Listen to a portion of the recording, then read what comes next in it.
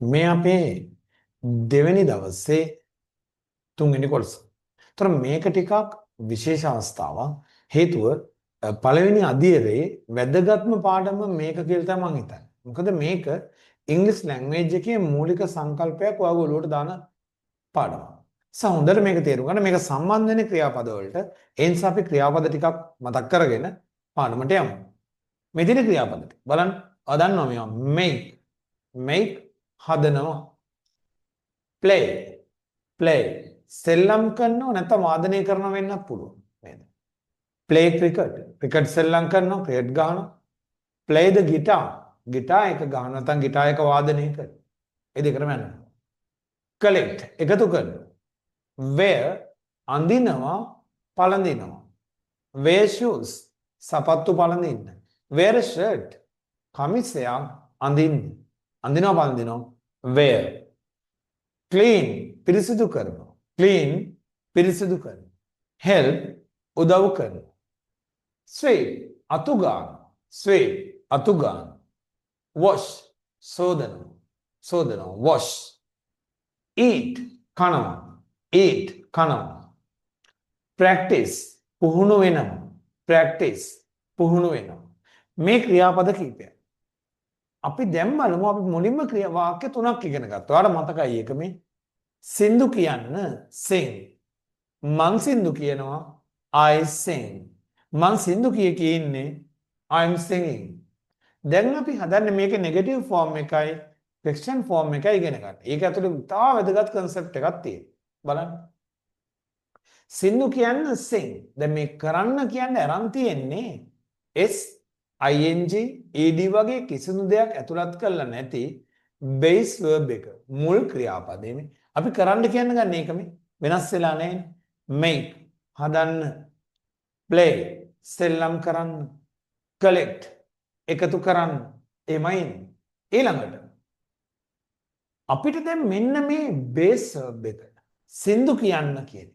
සින්දු කියන්නේ එපා කියනකොට මේක නෙගටිව් කරන්න වෙනවා. මේක නැත යන අර්ථයට හරවන්න වෙනවා. ඉංග්‍රීසි වල නිකම්ම නැත යන අර්ථයට හරවන්න බෑ. අපිට කැමති තැනකට no not වගේ ඒවා දාන්න බෑ. එයාව ගන්නේ helping verb එක. එයාව ගන්න විශේෂ ක්‍රියාපදයට අදාළ උපකාරක ක්‍රියාවක් තියෙනවා. දැන් මෙතෙන්ද එහෙම කෙනෙක් පේන්නේ නැහැනේ. එයා ඇතුලෙන් ගන්න මේ sing කියන එක අපි කියනවා හැදිලා තියෙන්නේ do sing කියන එකෙන් කියලා. ඒතර අපි මෙන්න මේ do වලට තමයි not දාන්නේ. එහෙමනම් සින්දු කියන්න sing සින්දු කියන්න එපා do not sing. හැබැයි දෙන එකතු වෙලා කියනවා don't sing. ඒක තමයි මේ හදන්න make. හදන්න එපා don't make. පිරිසිදු කරන්න clean. පිරිසිදු කරන්න එපා don't clean. අතු ගන්න sweep. අතු ගන්න එපා don't sweep. ඔය concept එක හරි වැදගත්. base verb එකක් negative වෙන්නේ don't එක. don't එක. එහෙනම් ඒක මෙතෙන්ට apply කරන්න පුළුවන්. බලන්න. මම සින්දු කියනවා I sing. මම සින්දු කියන්නේ I don't sing. මම උදව් කරනවා I help. මම උදව් කරන්නේ I don't help. I no help. I not help. මොකක්වත් කියන්න බෑ. මොකද help, do help, don't help. I don't help. මම උදව් කරන්නේ නැහැ. ඒතර මේකේ ප්‍රශ්නේ හද්දි do ඉස්සරහට එනවා. අය ඇතුලේ තියෙන do ඉස්සරහට එනවා. ඒතර I sing, I don't sing, do you sing? ඔය තුන හොඳට ප්‍රැක්ටිස් කරන්න. මොකද I එක්ක verb එකක් එන අවස්ථාවවලදී විතරයි do you එන්නේ. නැත්නම් ඔයගොල්ලෝ I වලට ඔක පටල ගන්න. ඒකයි මම කියන්නේ. I එක්ක verb එකක් එන අවස්ථාව විතරයි do you එන්නේ මේ.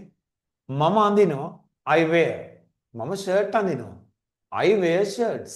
මම shirt අඳින්නේ I don't wear shirts. ඔය shirt අඳිනවද? Do you wear shirts? Do you wear shirts? හරිම සරල ක්‍රමයක්. මේ මම ක්‍රිකට් ගහනවා. I play cricket. I play cricket. මම ක්‍රිකට් ගහන්නේ. I don't play cricket. මම cricket ගහනවාද? Do you play cricket? Do you play cricket? Right? එහෙමයි අපි හදන්නේ. මම උදව් කරනවා මිනිස්සුන්ට. I help people. මම මිනිස්සුන්ට උදව් කරන්නේ I don't help people. ඔයා මිනිස්සුන්ට උදව් කරනවද? Do you help people? මේක හොඳට ප්‍රැක්ටිස් කරගන්න නැත්නම් වැඩිපුරම පැටලෙන්නේ මේක මුල් අවදී. ඊළඟට දැන් අපේ ඊළඟ වාක්‍යය තමයි I'm singing කියන එක. I'm singing. ඒතර මෙතෙන්දි ක්‍රියාපදයේ වෙන්නේ පුතාලා am singing කියන එක. am singing. ඒතර මේ ක්‍රියාපදයේ වචන දෙකක් am singing. ඒතර මෙයාට අපි not දාන්න පුළුවන්. ඒ නිසා don't කතාවක් මේකට අදාළ වෙන්නේ.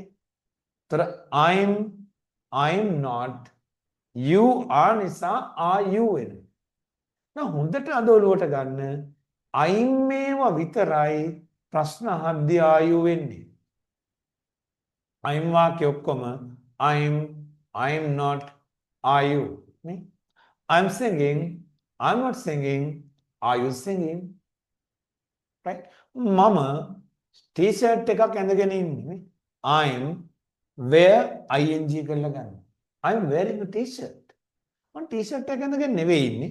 I'm not wearing a t-shirt. මම t-shirt එකක් ඇඳගෙනද ඉන්නේ. Are you wearing a t-shirt? දැන් මේක ඔයාලට ඕන එකකට ගන්න පුළුවන්. මෙන්න මේ 8 හරියටම කියන්න පුළුවන් නම් ඔයා ඉංග්‍රීසි වල හොඳ ස්ටෙප් එකක් තිබ්බ වෙනවා. බලන්න. බල්ලට කෑම දෙන්න. Feed the dog. බල්ලට කෑම දෙන්න එපා. Don't feed the dog. Don't feed the dog. මම බල්ලට කෑම දෙනවා. I feed the dog. I feed the dog. බල්ලට කෑම දෙන්නේ. I don't feed the dog. I don't feed the dog. ඔයා බල්ලට කෑම දෙනවද? Do you feed the dog? Do you feed the dog?